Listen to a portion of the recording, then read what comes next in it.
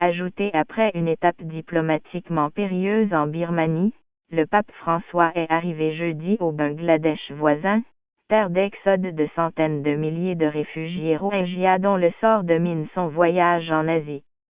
En provenance de Rangoon, le chef de l'Église catholique a atterri sur le tarmac de Dhaka vers 14h45 local, 3h45 à Montréal, ont constaté des journalistes de l'AFP.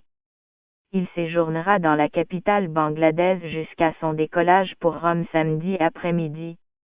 Nation de 160 millions d'habitants parmi les plus pauvres de la planète, particulièrement vulnérable au réchauffement climatique, le Bangladesh fait face depuis 3 mois à l'exil massif de Rohingyas de Birmanie. Plus de 620 000 membres de cette minorité musulmane y ont afflué depuis fin août pour échapper à ce que l'ONU considère comme une épuration ethnique menée par l'armée. Ces populations miséreuses s'entassent dans des camps de tentes grands comme des villes, où la survie est conditionnée aux distributions de nourriture. Cette crise humanitaire parmi les plus graves de ce début de XXIe siècle forme la toile de fond de la tournée du souverain pontife de 80 ans, qui a plusieurs fois exprimé sa solidarité avec les Rohingyas. Jeudi matin, il a conclu la délicate partie birmane de sa tournée par une ultime messe avec des jeunes birmans à Rangoon.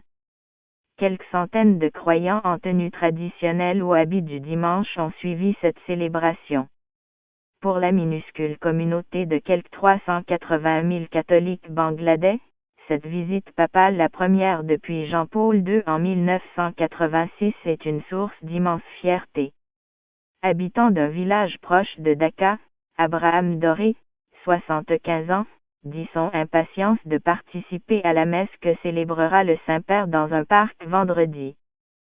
Environ 80 000 fidèles comme lui y sont attendus. Je suis un vieil homme maintenant. J'espère qu'il me bénira et priera pour que je puisse mourir en paix et aller au ciel, confie-t-il à l'AFP. Le pape, pas un boxeur.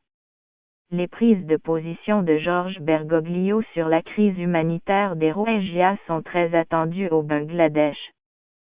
Le jésuite argentin s'est ému à plusieurs reprises ces derniers mois du sort de ces parias torturés et tués en raison de leur tradition et de leur foi. Mais diplomatie oblige, il n'a pas abordé frontalement la question lors de ses escales à Rangoon et Naypyidaw. Le clergé local lui avait déconseillé de prononcer le mot Rohingya, tabou dans ce pays qui considère cette minorité comme étrangère.